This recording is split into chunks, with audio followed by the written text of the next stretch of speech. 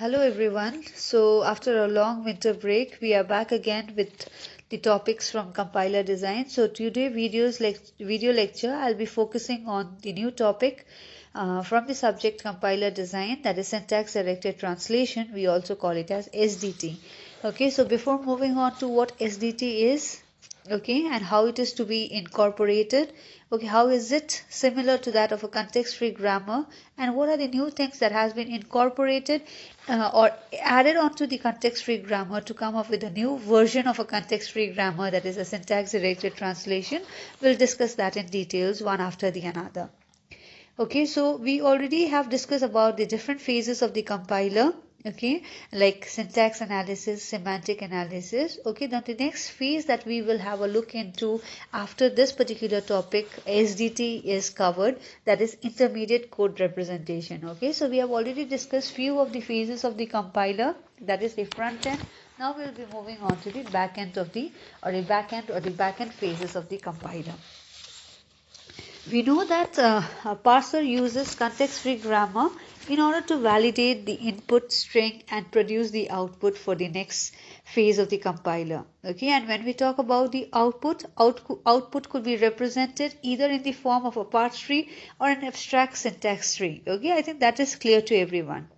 Now, okay, if I have to interleave the semantic analysis with the syntax analysis phase of the compiler, that is where the syntax directed translation comes into picture.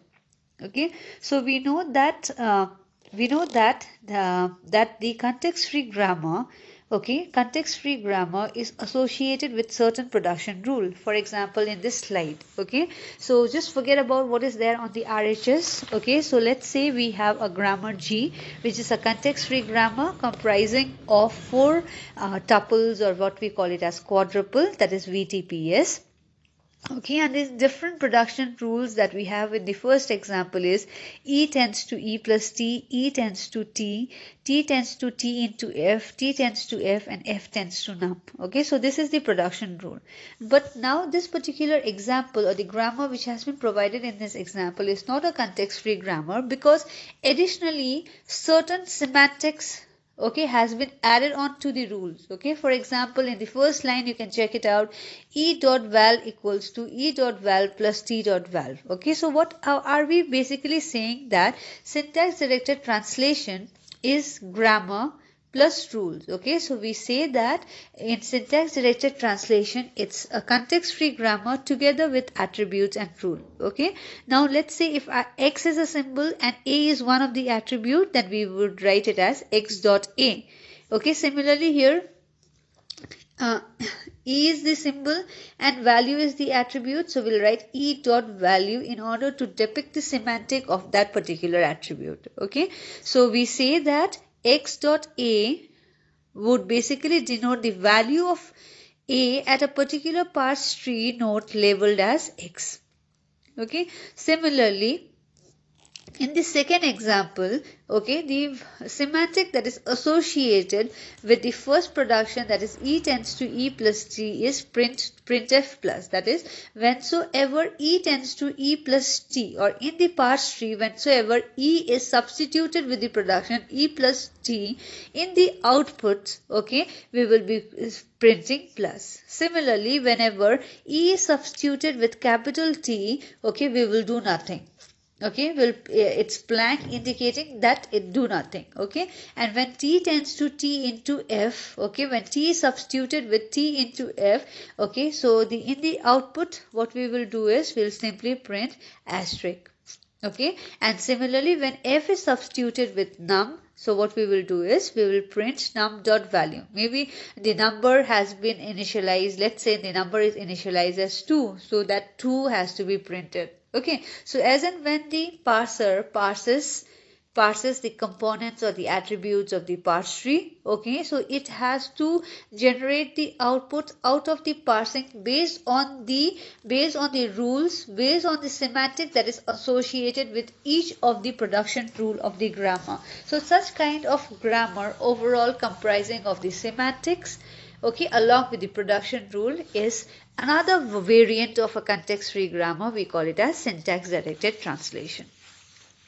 Okay, and the general approach to SDT is to construct a parse tree. Just have a look. Okay, so general approach to SDT is to construct a parse tree or syntax tree and compute the values of the attribute at the nodes of the tree by visiting them in some order. Okay, we'll discuss this particular example, but before discussing this example, I would just like to add up here is syntax directed translation or translation rules basically uses three important components. Okay, the first component you need to remember, it uses lexical values of the nodes.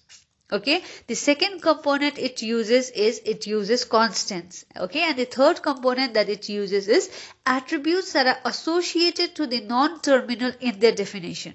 Okay, so you can check that three components here in this particular diagram. First is the lexical values of the nodes. Okay, so and the second is the constant. Okay, and the third is the attribute that is associated to the non-terminal in their definition. Okay, now let's take this example. Now let's take this example. This is an example of an SDT for evaluating of a particular expression. So we need to parse the string w equals to 2 plus 3 into 4. Okay, and what is the grammar that has been provided? The grammar comprises of this particular production. Okay, now in order to get 2 plus 3 into 4, how are we supposed to start off with? We are supposed to start off with a start symbol. Okay, and in this particular example, E is the start symbol. Okay, so the start symbol, okay, if I'll have a look into, either I can use E tends to E plus T or E tends to T. In this particular string I have 2 plus 3 into 4, so somewhere I can just analyze, and then I can say that E tends to E plus T would be the production that I would be choosing, okay, from the list of the production in order to get this particular scenario. So what will I do is I'll substitute it with E plus T. Okay, now next is what will I do is what do I need? I need 3 into 4. Okay, so somewhere I have to substitute this particular T in order to get a constant or a number, okay, multiplied with another number. Okay, and which production will facilitate that? The production that facilitates that will be T tends to T into F. That is what I have done here, substituted T with T into F. Okay, so further E has to be substituted with T.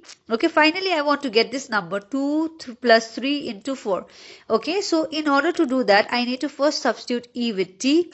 Okay, and then I need to substitute T with F, and I need to substitute F with number. Okay, you can just check out E with T, T with F, and F with number.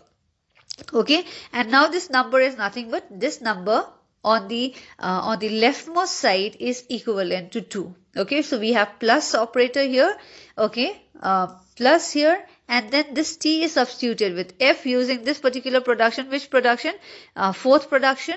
Okay, and then again F is substituted by num using the fifth production, and this num, the one F is substituted with num, this production, the number is nothing but 3. Okay, and now F can be directly substituted to num. Okay, so I get from a parse tree. Okay, and then we can and this particular parse tree would be capable of parsing the string 2 plus 3 into 4. Okay, now what happens in SDT? Okay, now suppose we need to design an SDT for evaluation of an expression, and what the expression is 2 plus 3 into 4. Okay, in this particular slide we have simply come up with a parse tree, but we have not yet evaluated the parse tree. Okay, so we'll check out the next slide. Okay, we'll check out the next slide. Okay, wherein we have evaluated the parse tree. Okay, now this is what has been done. This num equals to 2. Okay, so you can check out this one. This particular num equals to 2. Okay, this num is equal to 3. Okay, and this particular num is equals to 4. This particular values I got it from the string. Okay, the string that was provided in the question. Okay, now SDT I need to evaluate this particular expression based on the grammar or the production rule and its associated semantics. Okay, now what I have done, this num equals to 2. Okay, so now this particular 2 is passed on to f. Okay, further it is transferred to t, further is transferred to e. Okay, now what is the same thing is done here. E is transferred to f, f is transferred to 3. Okay, num 4, num equals to 4, 4 is transferred to f. Now f equals to 4. Okay, now what happens is t tends to t into f. So what happens? The value of t is 3, the value of f is 4. So 3 into 4 is 12, which is transferred onto the intermediate node t. Now t is equals to 12. Okay. Now next, what do we have? Okay, so now next we have the value of E here is 2. Okay, the value of T is 12 that has been evaluated. So what is the operator that is there in between E and T? It's plus. So E equals to 2 and T equals to 12. The value will be added and it will be passed on to the root node, that is E equals to 14. Okay, so what is the output? The question is you need to parse the string W equals to 2 plus 3 into 4 using the SDT that has been given or the grammar that has been given, and you need to further evaluate.